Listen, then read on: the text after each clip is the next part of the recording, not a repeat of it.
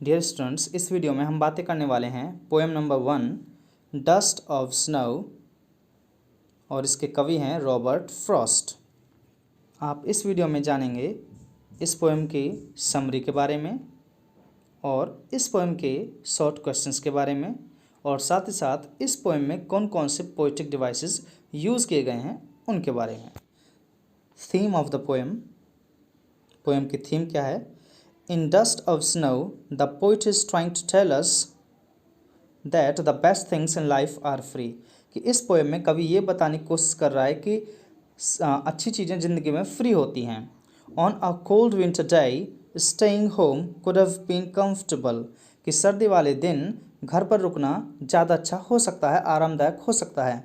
But due to unavoidable circumstances, लेकिन ऐसी परिस्थितियों के कारण जिनको हम चेंज नहीं कर सकते हैं, the poet has been forced to go out. Poet मजबूर हो जाता है बाहर जाने के लिए। एट सच टाइम, उसी समय, the only thing that cheers him up, जो उसके मूड को बदल देती है, is the world of nature. World of nature होता है जिसमें कि वो क्रो और स्नोफ्लैक से उसका सामना होता है, उनको देखता है। This natural world is available for us to see and touch free of cost. और ये प्राकृतिक संसार हमारे लिए उपलब्ध है, हम इसको टच कर सकते हैं फ्री ऑफ कॉस्ट और देख भी सकते हैं इसको। हाउएवर, फिर भी, we generally take it for granted. Worse still, और बहुत बुरा है, we can curse nature for giving us bad weather. हम प्रकृति को कोस सकते हैं क्योंकि प्रकृति हमें बुरा मौसम देती है, जैसे कि such as the inhabitants of New England do in winter. जैसे कि न्यू इंग्लैंड के जो निवासी हैं, जब सर्दियाँ पड़ती हैं वहाँ पर बहुत ज़्यादा, तो वो प्रकृति को बहुत कोसते हैं। हाउएवर, फिर भी, if we look beyond our own inconvenience, अगर हम अपनी खुद की असुविधाओं के पार देखें, परे देखें, we will see that nature is beautiful even at its harshest. तो हम पाएंगे कि प्रकृति बहुत ही ज़्यादा सुंदर है अपने बुरे रूप में भी। If only we pay attention to all that life gives us, अगर केवल हम उन चीज़ों पर ध्यान दें जो प्रकृति या ये ज़िंदगी हमें देती है, we will learn to appreciate it, तो हम इस ज़िंदगी को जीना सीख जाएंगे, इसकी प्रशंसा करना सीख जाएंगे। The crow is what brings the beauty of the snowflakes to the poet's attention। कि जो क्रो होता है वो कवि के ध्यान को लेकर आता है स्नोफ्लेक की सुंदरता की तरफ। एंड फॉर दैट, और इसी वजह से, ही इज़ ग्रेटफुल, और इसी वजह से वो आभारी होता है। He is grateful to be alive to see such wonderful sights in this world at no cost. और वो बड़ा आभारी है इन सब चीज़ों का कि इतनी सुंदर चीज़ों को देखने के लिए, संसार की इतनी सुंदर चीज़ों को देखने के लिए उसे कोई भी पैसा खर्च करना नहीं पड़ता है। अब इसकी समरी के बारे में बातें कर लेते हैं। Dust of snow is a beautiful poem written by the famous poet Robert Frost. Dust of snow एक बहुत सुंदर पोएम है जो कि रॉबर्ट फ्रॉस्ट द्वारा लिखी गई है।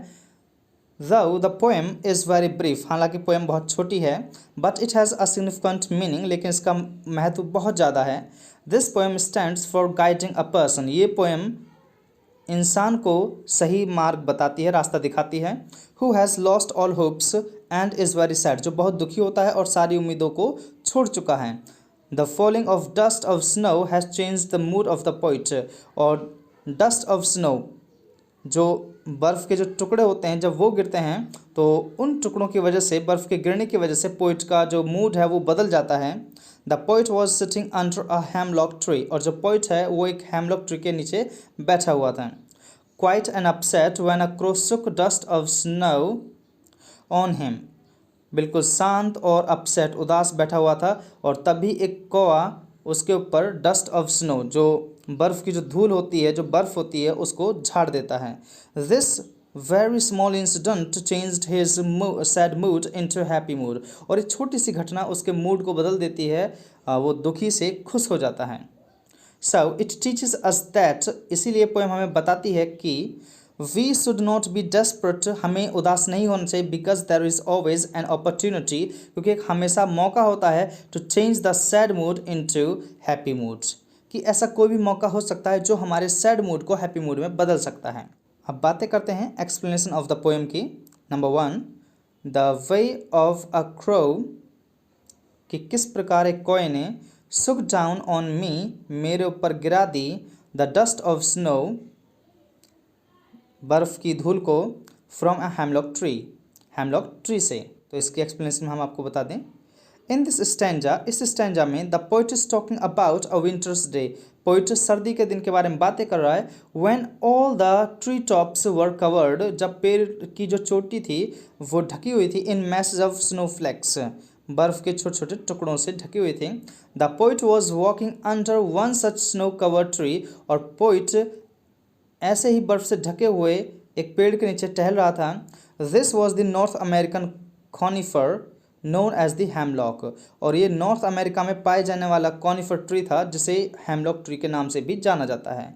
Named so because its smell resembles that of the European plant from which the poison known as hemlock, और एक यूरोपियन प्लांट होता है जो कि अपने जहर के लिए जाना जाता है और उसके जहर को हेमलॉक बोला जाता है। तो इसी वजह से इसकी जो स्मेल है बिल्कुल वो उसी यूरोपियन प्लांट की तरह है।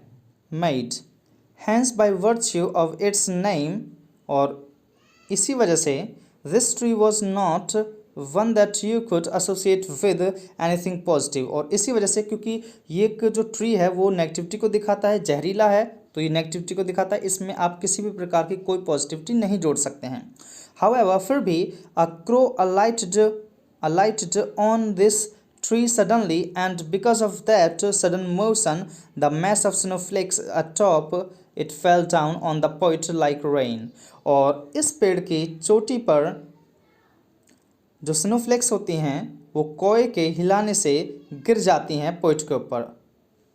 And the snowflakes were so light, वो स्नोफ्लेक्स इतनी हल्की होती हैं, and minuscule that the poet thought they looked like white and immaculate dust particles, और वो धूल के कणों की तरह लगते हैं।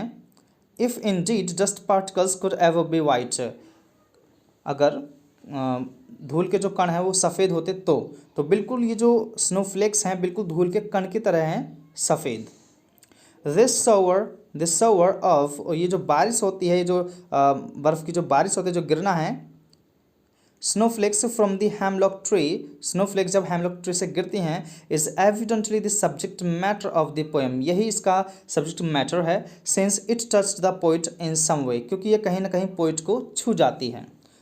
Number 2, has given my heart, और इसने मेरे हार्ट को दे दिया है, अ चेंज ऑफ मूड, और इसने मेरे मूड को बदल दिया है, एंड सेव्ड सम पार्ट, और इसने मेरे कुछ पार्ट को बचा लिया है, of a day I had rued, उस दिन के हिस्से को बचा लिया जिसको मैंने बर्बाद कर लिया था, क्योंकि उसने उदास होकर दिन का कुछ हिस्सा तो बर्बाद कर लिया है, बाकी कुछ हिस्से को वो बचा लिया उसने उस कौवे की वजह से। Explanation, in this stanza the poet explains to us exactly in what way the shower of snowflakes had an effect on him, तो यहाँ कवि ये बताता है कि उसके ऊपर स्नोफ्लेक्स का प्रभाव जो होता है वो क्या पड़ता है।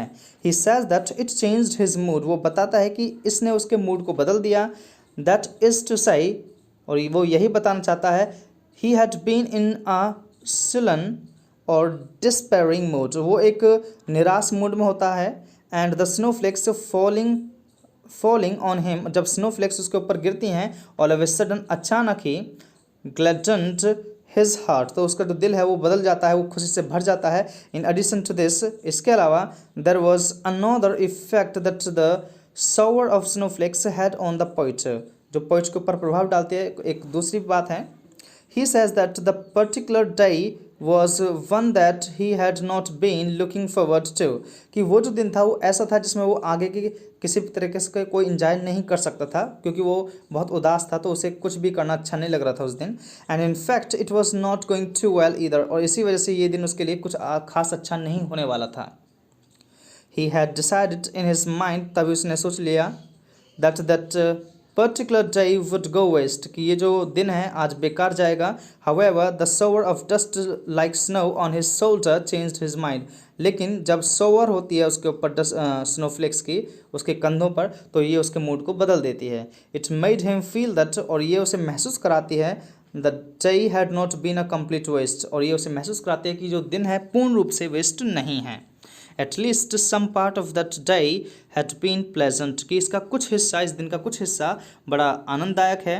Since it had given him a new experience, क्योंकि इसने उसको एक नया अनुभव दिया है, दैट ही कुड ट्रेजर, जो उसके खजाने के लिए खजाने के समान है। डियर स्टूडेंट्स, अब हम बातें करते हैं पोइटिक डिवाइसेस की, कि इस पोएम में कौन कौन से पोइटिक डिवाइसेस यूज़ किए गए हैं। तो सबसे पहले हम बात करते हैं इसकी राइम स्कीम की। इसमें राइम स्कीम क्या है?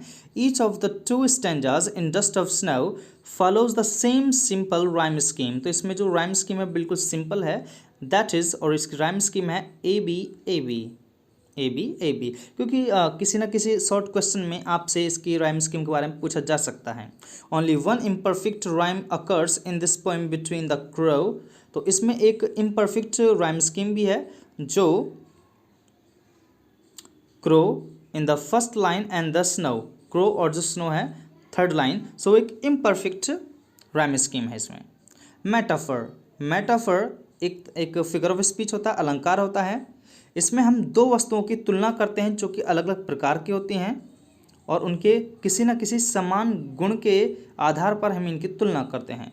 This poetic device is used when a covert comparison is made between two different things. जब हम दो This poetic device is used when a covert comparison is made, जब हम तुलना करते हैं between two different things or ideas, दो अलग अलग चीज़ों की या विचारों की। In this poem, the poet uses the device of metaphor in the third line. Third line में वो metaphor का use करता है of the first stanza when he compared the mass of snowflakes atop the hemlock tree with dust. जब वो snowflakes की तुलना dust से करता है, तो यहाँ पर स्नोफ्लेक की जो तुलना है वो डस्ट से की गई है, इसलिए यहाँ पर मेटाफर होगा। Synecdoche, synecdoche, this poetic device is used in many ways to represent one thing. इस पोएटिक डिवाइस का प्रयोग हम इसलिए करते हैं जिससे हम एक वस्तु को कई प्रकार से डिस्क्राइब कर सकें, बता सकें, with the help of an entirely different one. In this poem, the poet uses this device to represent the whole in the first line of the second stanza. तो यहाँ second stanza की first line में उसने सिनेडकी का प्रयोग किया है। He says that, वो कहता है कि his heart has undergone a change of mood. वो हार्ट शब्द का यहाँ पर यूज़ करता है और बताता है कि उसका जो हार्ट है वो पूर्ण रूप से चेंज हो गया है, because the crow has made the snowflakes from the hemlock tree rain down on him, क्योंकि कोए की वजह से ही जो स्नोफ्लेक्स थी वो हेमलॉक ट्री से उसके ऊपर गिरती है। हाउएवर, फिर भी he is now experiencing a better mood as a result of the action of the crow. So पहले उसका मूड डिफरेंट था, अब यहाँ उसका मूड चेंज हो गया, तो इस बदलाव को दिखाने के लिए ही हम सिनेडकी का प्रयोग करते हैं। सिम्बलिज्म, प्रतीकात्मकवाद, प्रतीकात्मक, symbolism, प्रतीकात्मक। The symbolism in this poem is very subtle and hard to catch. Symbolism को पकड़ पाना बहुत ही कठिन है। However, if we read between the lines, अगर हम लाइनों को डिटेल में पढ़ते हैं, we will be able to understand just how apt the symbols used by the poet are, कि poet ने किस प्रकार के symbols यहाँ पर use किए हैं। The poet is having a bad day, कि जो poet है उसका बहुत बुरा दिन है, and he is clear about that, और उसके बारे में उसे श्योर भी है कि आज का दिन बुरा ही होगा। However, to make us understand the severity of his sullen mood, और उसके मूड की गंभीरता को दिखाने के लिए he introduces us to the symbol of the hemlock tree, और वो यहाँ पर हेमलॉक ट्री के प्रतीक के बारे में बताता है। Hence the hemlock tree from which the poison is said to be made, और ऐसा कहा जाता है कि हेमलॉक ट्री से जहर बनाया जाता है। Is a symbol of death, और जहर किसका प्रतीक होता है? डेथ का प्रतीक होता है। The next symbol that the poet introduces to us is that of the crow, और दूसरा सिंबल यहाँ उसने क्रो का यूज़ किया है। The crow is an ambiguous symbol, वो एक आशावादिता वाला सिंबल है, प्रतीक है। And could stand for many things, और बहुत सारी चीज़ों को बताता है। Generally the crow is considered to be the ugliest among all words, सामान्यतः जो कौवा होता है उसको सभी पक्षियों में बड़ा कुरूप, बड़ा बदसूरत माना जाता है। Hence it could be another sight to degrade the poet's mood once again, अब इस कौवे की वजह से उसका मूड खराब भी हो सकता था और ज़्यादा, बट ऐसा नहीं हुआ।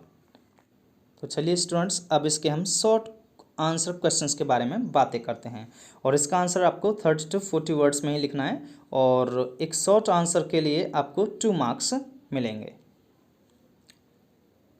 Number 1, how has the poet observed nature in the poem dust of snow.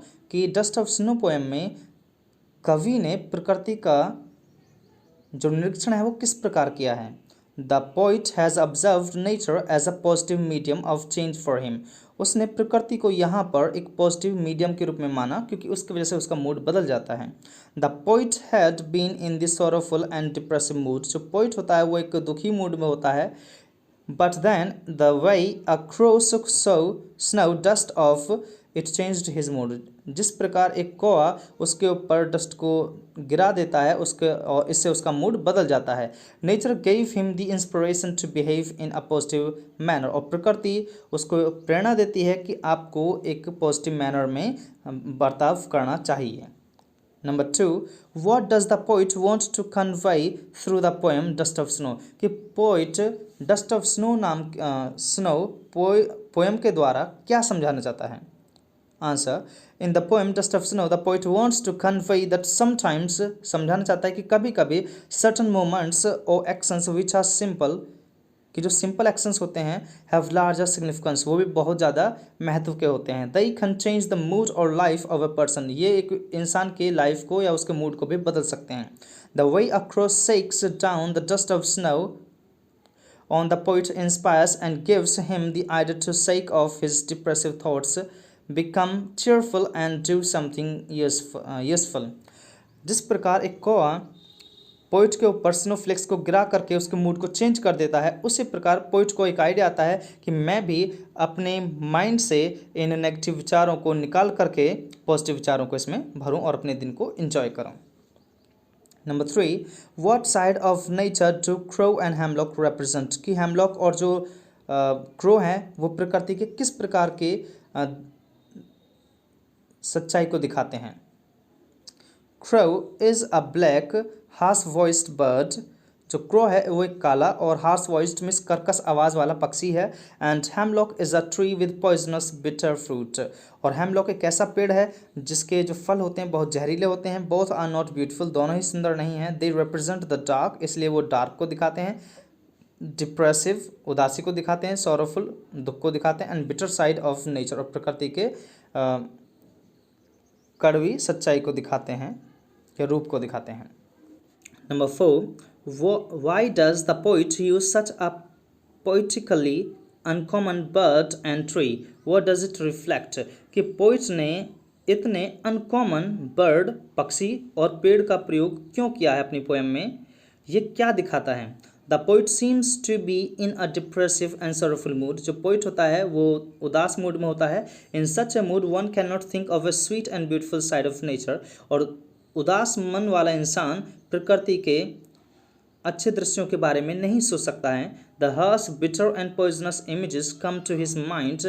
और जो कठोर कड़वी और जो जहरीली जो पिक्चर्स होती हैं वो उसके माइंड में आती हैं। That's why he uses an uncommon harsh ugly crow and a poisonous tree like hemlock. इसी वजह से उसने इस हेमलॉक पेड़ का, वृक्ष का और कोई पक्षी का एग्जाम्पल लिया है। Number 5, justify the role of the crow in the poem dust of snow. तो इसमें रोल ऑफ द क्रो, इस पोएम में रोल ऑफ द क्रो के रोल को बताना है आपको। इस चेंजिंग द पोइट्स मूड, कि उसने इन चेंजिंग द पोइट्स मूड, कि उसने पोइट के मूड को किस प्रकार बदल दिया।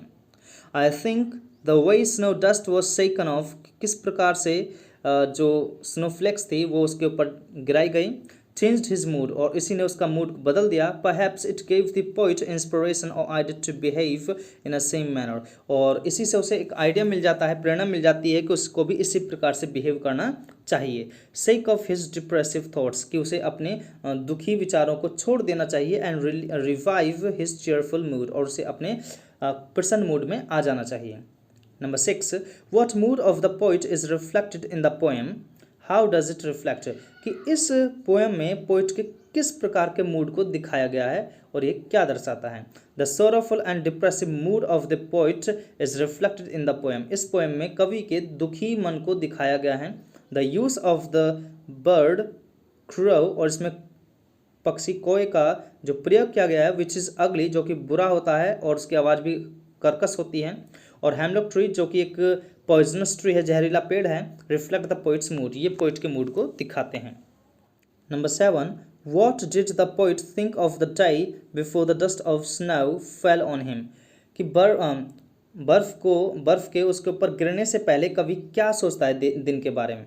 Before the fall of the dust of snow the poet thought that his day was ruined, उसके लगता है, वो सोचता है कि उसका जो दिन है वो बेकार हो गया है। He was in a bad mood, और इसीलिए वो उसका जो मूड होता है बड़ा ख़राब होता है। But then the dust of snow fell on him, लेकिन जैसे वो बर्फ़ उस पर गिरती है, it signalled something good and joyful and his mood changed, और इसी से उसे एक प्रेरणा मिलती है कि अब कुछ अच्छा है, और अच्छा होने पर उसका मूड बदल जाता है। Number 8, right a note on this setting of the poem, कि पोएम किस जगह प्रेजेंट की गई है, उस सेटिंग के बारे में बताइए। The poem presents a perfect setting, इसमें एक पूर्ण सेटिंग को दिखाया गया है। There are 4 elements in the poem, इस पोएम में 4 एलिमेंट्स यूज़ किए गए हैं। All these 4 elements match one another, और ये चारों एलिमेंट्स एक दूसरे से मैच करते हैं। The snow stands for depression, जो स्नो है वो डिप्रेशन का प्रतीक है। हेमलॉक ट्री जो होता है सिंबल ऑफ सैडनेस, वो है सैडनेस का प्रतीक है। और जो कोआ है कंसिडर्ड अमीनस, उसको भी बुरा माना जाता है। The poet's mood was also sad, और जो पोइट का मूड था वो भी बड़ा दुखी था। But suddenly the way in which the crow सुक द हेमलॉक ट्री, लेकिन जिस प्रकार से जो कोआ हेमलॉक ट्री को हिलाता है, and falling of the dust of snow change the poet's mood, और जो धूल होती है, जो डस्ट की धूल होती है, जब वो गिरती है तो उसके मूड को बदल देती है। Question number 9, where was the poet and what happened to him, कि पोइट कहाँ था और उसके साथ क्या हुआ। The poet was under a hemlock tree and there was snow everywhere, और चारों तरफ बर्फ ही बर्फ थी। The tree was covered with snow, और जो पेड़ था वो बर्फ से ढका हुआ था। सडनली अ क्रो सुक द ट्री, और अचानक से एक जो कौवा होता है वो पेड़ को हिला देता है। The dust of snow fell on the poet, और जो डस्ट ऑफ स्नो होते हैं वो पोइट के ऊपर गिर जाती है, और जिससे उसका मूड बदल जाता है। Question number 10, how was the poet's mood, poet का मूड कैसा था। What brought a sudden change in it, और उसका मूड अचानक से कैसे बदल जाता है। The poet was in a bad mood, वो बुरे मूड में था। He considered that his day was ruined, उसे लगता है कि उसका जो दिन है वो खराब हो चुका है। बट द क्रो सुक the tree and the dust of snow fell on him, लेकिन जैसे ही कौवा पेड़ को हिलाता है उसके ऊपर बर्फ गिरती है, डस्ट ऑफ स्नो गिरती है, और उसी की वजह से उसका मूड चेंज हो जाता है। The rest of the day was saved for him, और उसके लिए बचा हुआ जो दिन है वो अब वो खुशी से बिता सकता है उसको।